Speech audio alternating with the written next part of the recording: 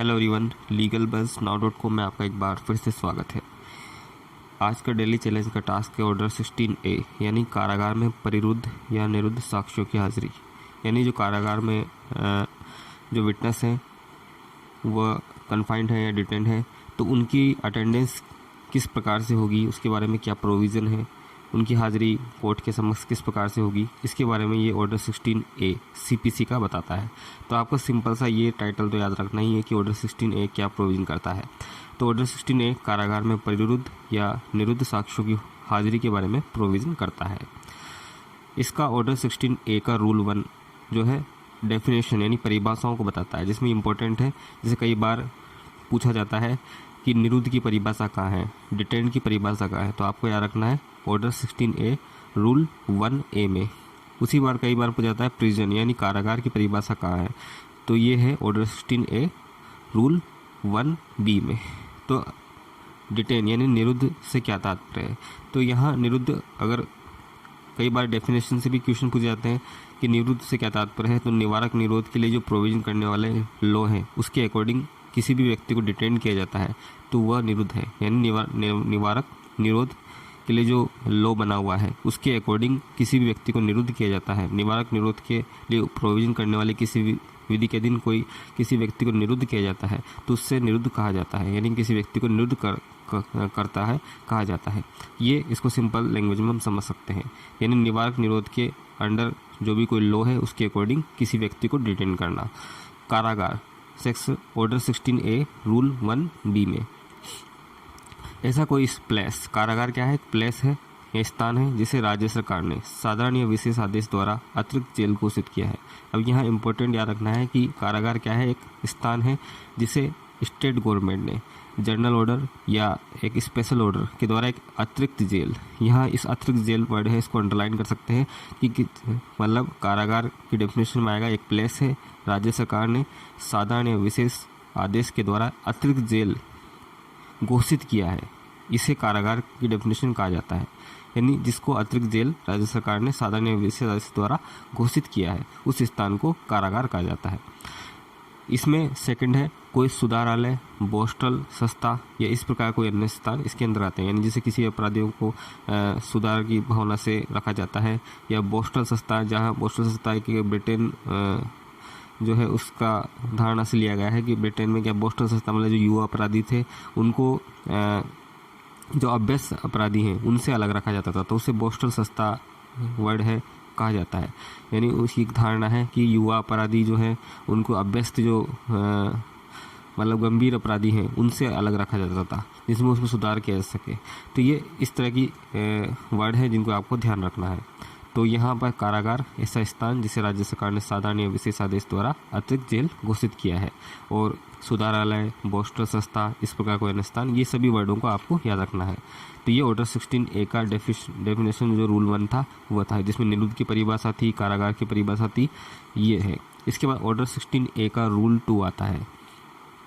साक्ष्य देने के लिए बंदियों को हाजिर करने की अपेक्षा करने की शक्ति। अब यहाँ पर इसको टाइटल को हम पढ़ेंगे कि साक्ष्य यानी इसमें एविडेंस देने के लिए बंदियों को हाजिर करने की अपेक्षा की जा रही है, तो उसकी शक्ति के बारे में प्रोविजन किया गया है। तो ये शक्ति किसके पास है, कोर्ट के पास। यानी जहाँ न्यायालय को लगता है कि राज्य के भीतर कारागार में जो परिरुद्ध या निरुद्ध व्यक्ति है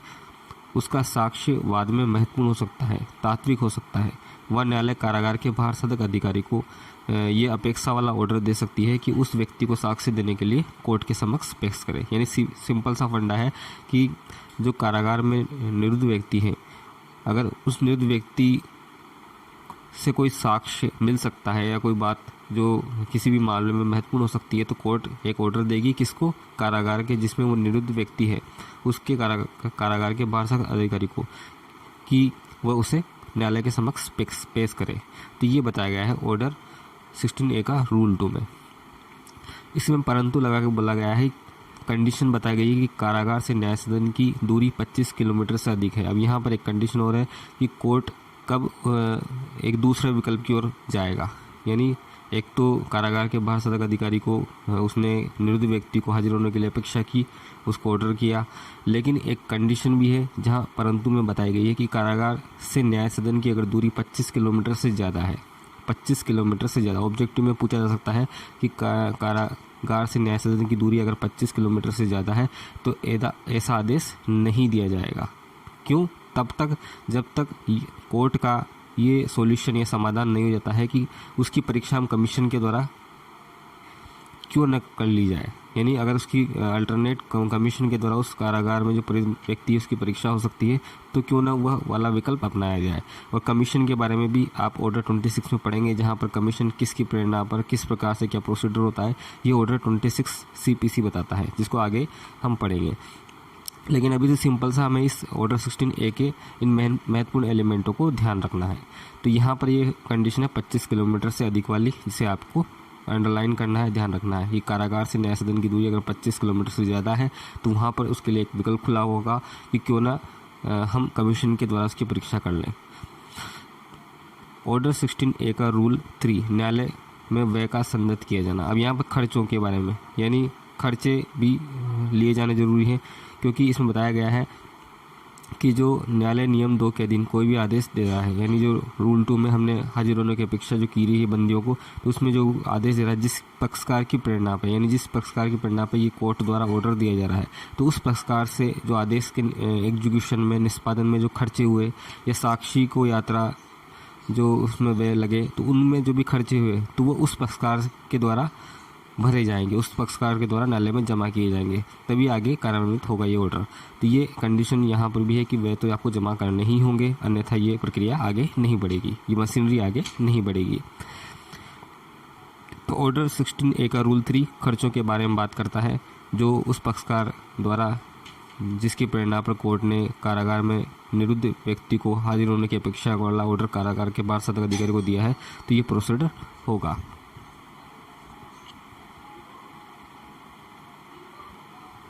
अब अगला जो ऑर्डर 16A का रूल 4 आता है, जो नियम 2 के प्रवर्तन में, यानी जो साक्ष्य देने के लिए बंदे को हाजिर करने की अपेक्षा वाला ऑर्डर कोर्ट द्वारा किया गया था, तो उसमें कुछ व्यक्तियों को अपवर्जित करने की स्टेट गवर्नमेंट की पावर होगी। यानी यहाँ पर स्टेट गवर्नमेंट की एक अपवर्जित करने की पावर है कुछ व्यक्तियों को कि उन्हें न्यायालय के समक्ष हाजिर होने के लिए पेश न किया जाए। तो ये क्या कंडीशन बताती है, इसे भी हमें याद रखना है ऑर्डर 16A का रूल 4 में। इसको जब हम रीड करते हैं तो राज्य सरकार उपनियम 2 में निर्दिष्ट बातों को ध्यान में रखते हुए किसी भी समय साधारण या विशेष ऑर्डर के द्वारा ये डायरेक्शन दे सकती है कि किसी भी व्यक्ति या व्यक्ति का जो वर्ग है जो कारागार में से नहीं हटाया जाएगा या उसे परिरुद्ध या निरुद्ध किया गया है, उसे तब तक ये ऑर्डर प्रवृत्त रहता है। यानी जो कोर्ट राज्य सरकार के द्वारा जो ऑर्डर दिया जाता है, तब तक नियम 2 के अधीन कोई भी ऑर्डर जो कोर्ट द्वारा दिया गया है वो प्रभावी नहीं होगा। यानी कोर्ट पर एक रिस्ट्रिक्शन लगा दिया गया है कि अगर राज्य सरकार ने कोई स्पेशल विशेष या साधारण आदेश निकाला है कि कुछ व्यक्ति जिनकी कैटेगरी है उनको कोर्ट से ना हटाया जाए, तो वहाँ पर कोर्ट द्वारा जो अगर कोई ऑर्डर निकाला गया है तो वो प्रभावी नहीं रहेगा, चाहे वह राज्य सरकार के आदेश निकालने से पूर्व दिया गया हो कोर्ट द्वारा या बाद में दिया गया हो, वह प्रभावी नहीं रहेगा। ये बताया गया है ऑर्डर 16A का रूल 4 में। लेकिन राज्य सरकार भी कुछ कंडीशनें होगी जिनके टर्म पर ये इस तरह के अपवर्जित करने की, यानी कुछ व्यक्तियों को अपवर्जित यानी न्यायालय के समक्ष पेश करने से अपवर्जित करने की कुछ कंडीशन होगी जिन पर ये राज्य सरकार जो है ऑर्डर निकालेगी, जो बताई गई है ऑर्डर 16A का रूल 4 में, जिसमें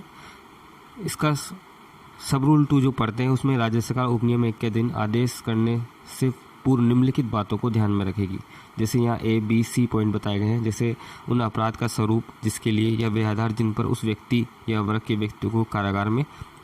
परिरुद्ध करने का ऑर्डर दिया गया है। यानी उस अपराध का स्वरूप ऐसा है जिनके कारण उन व्यक्ति के वर्ग हैं ये कारागार में परिरुद्ध हैं, उनको इस तरह का अपवर्जित करने का ऑर्डर दिया गया है। यानी अपराध इस तरह का स्वरूप का है जिससे उन्हें निकालना कुछ गंभीर प्रकृति की स्थिति है। यह B कंडीशन बताएगी उस व्यक्ति या वर्ग के व्यक्ति को कारागार से हटाने से अगर परमिशन दी जाती है तो लोक व्यवस्था में विघ्न उत्पन्न हो सकता है या लोकहित में हानि हो सकती है या लोकहित के लिए ऐसा आवश्यक है। तो ये कंडीशनें राज्य सरकार अपने ध्यान में रखते हुए इस तरह का ऑर्डर निकालती है और कोर्ट को रिस्ट्रिक्ट करती है अपने समक्ष किसी कारागार में निरुद्ध व्यक्ति को पेश करने से। तो ये बताया गया है, कंडीशनों को आपको ध्यान में रखना। ऑब्जेक्टिव से ऐसे क्वेश्चन बन जाते हैं कि कौन सी किसके द्वारा जो अपवर्जित किया जा सकता है कुछ व्यक्ति को कोर्ट के समक्ष पेश होने से, किन कंडीशन में, ये सब चीज़ें आपको ध्यान रखनी है। तो ये राज्य सरकार की एक शक्ति बताई गई है ऑर्डर 16A का रूल 4 में। ऑर्डर 16A का रूल 5 है कारागार के बारसतक अधिकारी का कुछ मामलों में आदेश को कार्यान्वित न करना। अब यहाँ पर जैसे स्टेट की है तो वैसे कारागार का जो बारसतक अधिकारी जिसको कोर्ट ने अपेक्षा की थी कि कारागार में निरुद्ध किसी व्यक्ति को हाजिर करे, तो कारागार का बारसतक अधिकारी उसके पास भी कुछ पावर्स है, उसके पास भी कुछ ऐसी स्थितियां हैं जहां पर वह इसे डिनाई कर सकता है। तो आइए देखते हैं ऑर्डर 16A का रूल 5 जब हम पढ़ते हैं तो इसमें पता लगता है कि जहां वो व्यक्ति जिसके संबंध में रूल 2 के अधीन आदेश दिया गया है, रूल 2 यानी कोर्ट के द्वारा आदेश दिया गया है, तो वहाँ A, B, C और D कंडीशन है कि ऐसा व्यक्ति जो कारागार से संबंध चिकित्सा अधिकारी यानी कारागार में जो चिकित्सा अधिकारी है उससे रिलेटेड जो कारागार में पीड़ित व्यक्तियों की स्वास्थ्य संबंधी निगरानी रखता है, तो उसके प्रमाणित रिपोर्ट पर वो कारागार का जो बारसतक अधिकारी है वही डिसीजन करेगा कि जो निरुद्ध व्यक्ति है वो ऐसी बीमारी या अंग से तिल्ले के कारण है जिसे हटाया नहीं जा सकता है। पहली कंडीशन बीमारी या अंग से तिल्ले किसके द्वारा प्रमाणित,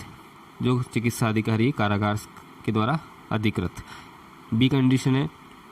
विचारण के लिए सपुर्दगी के अधीन है, या विचारण अगर पेंडिंग पड़ा हुआ है या प्रारंभिक जो इन्वेस्टिगेशन है उसके लंबित रखने रिमांड पर है, ये आपको कंडीशन याद रखना है। सी है ऐसी ड्यूरेशन के लिए, शॉर्ट ड्यूरेशन के लिए जिसमें अगर कोर्ट के द्वारा जैसा पेश करने का ऑर्डर दिया गया है कारागार में निरुद्ध साक्षी को,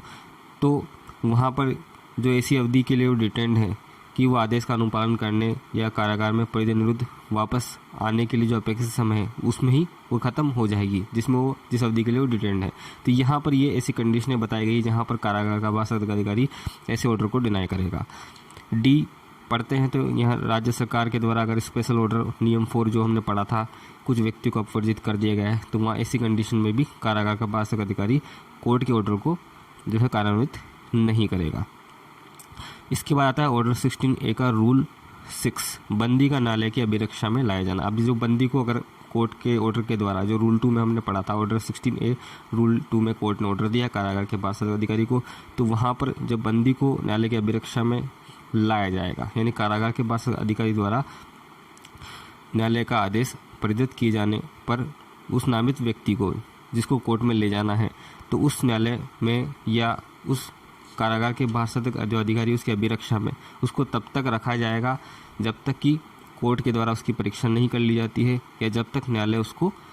कारागार में वापस से भेजने के लिए ऑर्डर नहीं दे देता। यानी अभिरक्षा के बारे में प्रोविजन ऑर्डर 16A का रूल 6 बताता है। ऑर्डर 16A का रूल 7 कारागार में साक्षी की परीक्षा के लिए कमीशन। अब यहाँ पर वापस से कमीशन आ गया है कि एक अल्टरनेट और है कि ऑर्डर 16A का रूल 2 में जो कोर्ट ने ऑर्डर दिया तो वहाँ कमीशन के द्वारा भी परीक्षा की जा सकती है। तो वहाँ ये बता दिया गया ऑर्डर 16A रूल 7 को जब हम पढ़ते हैं कि जहाँ न्यायालय को ये लगता है कि कारागार में चाहे वह राज्य के भीतर हो, यहाँ हम इसको अंडरलाइन करें, चाहे वह राज्य के भीतर हो या भारत में अन्यत्र कहीं पर परिरुद्ध या निरुद्ध व्यक्ति का साक्ष्य वाद में इम्पोर्टेंट है, महत्वपूर्ण है, तात्विक है, किंतु ऐसे व्यक्ति को हाजिरी इस आदेश के जो पूर्व में हमने जो प्रोविजन पढ़े हैं उसके अकॉर्डिंग